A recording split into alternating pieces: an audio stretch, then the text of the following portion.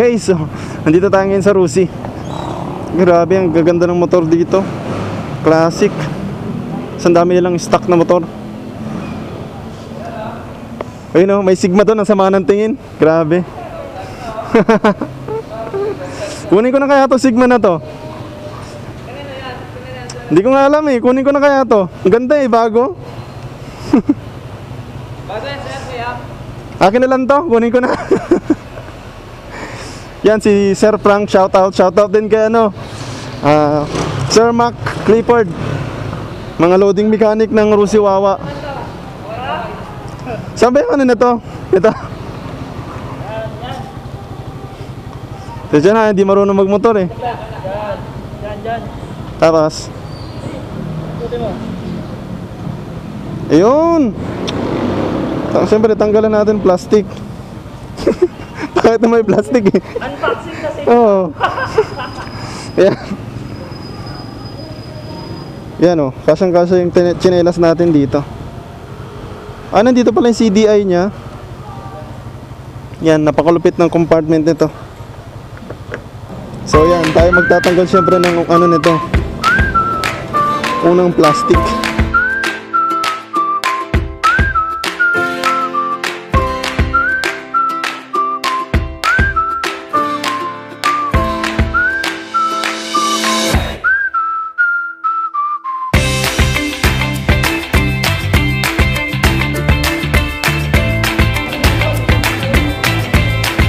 Yan o, pinaka-loading mechanic ng Wawa o.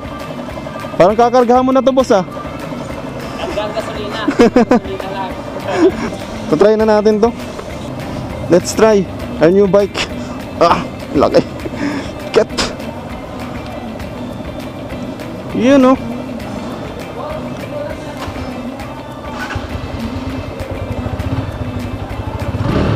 Wow. Roar. Roar. Side stand. Okay. Pucha, tumatalon. Ah, kaya? Kaya? Ikaw na mamaksa? Oh. Good luck. Sarap. So dahan-dahan lang tayo.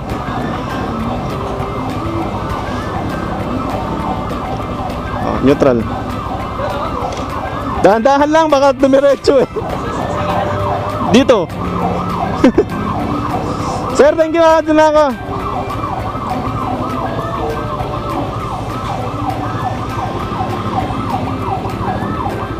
Putik. Dapat dahan-dahan lang tayo kasi hindi tayo sanay sa malaki. Kalahati neutral. Kalahati. Ano? Yung rider no? Kalahati lang. Sexy. Bagong bago. Ay, teka lang. Paano ba magbukas ng tangke? Ano ba ng tangke? Ilang kayang ano yan? Ah, marami. Pero syempre, dadagdagan na natin. Mga 300 no? Dagan mo na lang. Oo.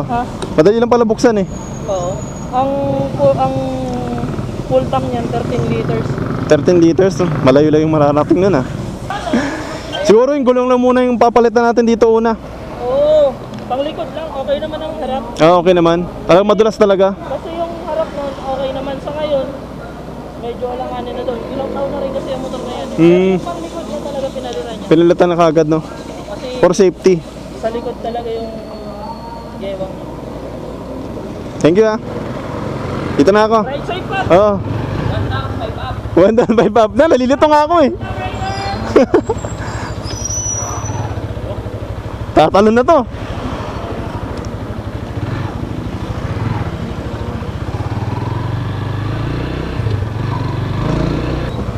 Hirap isingit. Bigla nag-traffic. Lakas ng Sigma. Putik na yan. No? Pucha, kunting ano ko lang sa throttle eh. Primera lang tayo. Peste na yan. Kasi una natin gagawin ngayon, magpapagas tayo.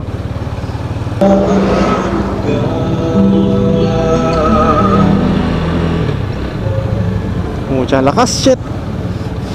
Ayun, nakasulat oh, arangkada sa pagbabago. Butik na yan, lakas ng arangkada kasi bago. What's up mga rider? So, ito na. Nakuha na natin yung ating dream bike. Bakit dream bike? Kasi simple lang yung pangarap ko, magkaroon ng malaking bike. Para akong baguhan sa pagmumotor. Ang lakas talaga ng Sigma. Hindi ako makapaniwala, akin na ba to? So, siguro kailangan ko muna itong i-break in. Huwag ko munang galitin yung mga gears niya, no? Kasi pagka ginalit ko, baka magalit din to sa akin eh. So, yun nga, no? Hindi na ako nakapag-vlog na maayos kanina dahil sobrang excited ako sa unit.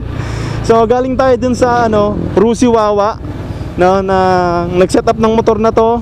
Yung mga idol nating mekaniko, sila Boss Frank tsaka Mac Clifford.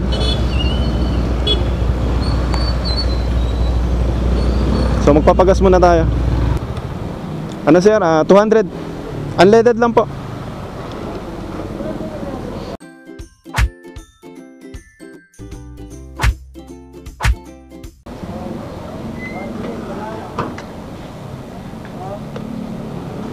Okay. Lock na. So hindi tayo magsi-C6 ngayon, no, kasi dadaan pa natin to sa ating parents. Papakita natin. Siyempre, gusto natin ipakita sa kanila to kasi isa sila sa tumulong para makuha tong motor. One down. Madali lang din pala pag-aralan ng one down 5 up. Yan. Tiptoe tayo pare. Mga ka-brider, tiptoe tayo. Naka-lowered na to ha. So ang height natin is 5'6" and a half pero tiptoe pa rin tayo. Sarap gamitin. Big bike. Hindi naman pala siya ganun ngalay sa traffic. Pero medyo nakaano ka talaga, nakayuko ka sa kanya. Siguro sa ngayon, excited akong gamitin tong bagong motor natin. Pero siguro in the future, lalo na in the long drive, mararamdaman ko rin siguro yung ngalay nito. Grabe, ang sarap ng feeling. So traffic gaming tayo ngayon mga ka-brider. Siyempre, mas maganda masanay tayo sa traffic gaming eh. Suwabe yung takbo.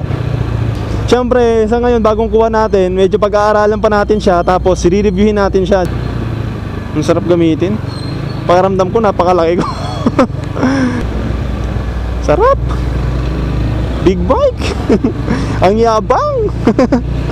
So, yun nga, sabi kanina ni Sir Mac, madulas daw talaga ang stock. Ingat-ingat lang din talaga tayo, lalo na pagka basa ang kalsada.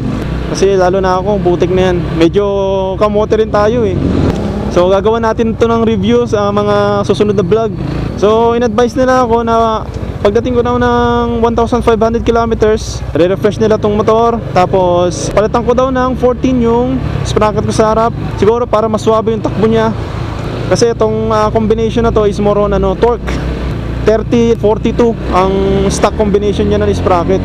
Mucha! Vroom! Vroom! Bakit ganun? Nag-vroom! Nararamdaman ko sa kanya, medyo pigil pa yung takbo niya. Pag umabot ako ng 7,000, 8,000 RPM, medyo pigil pa. So, kailangan pa natin talaga siyang i-break in. Break in natin siyang maigi para maging swabe yung takbo niya. Yan, nakakaramdam na ako ng konting ngawit. Ngawit dito sa kamay.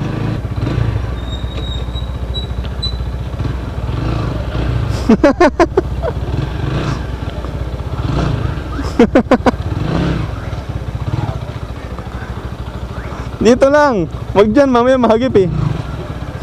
Lakas! So, cut ko muna yung mga video mga ka-brider. Mamaya lang ulit.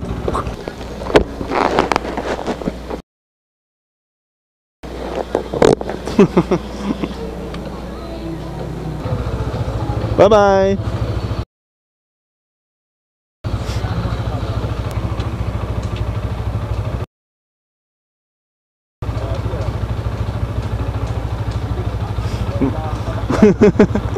Thank you.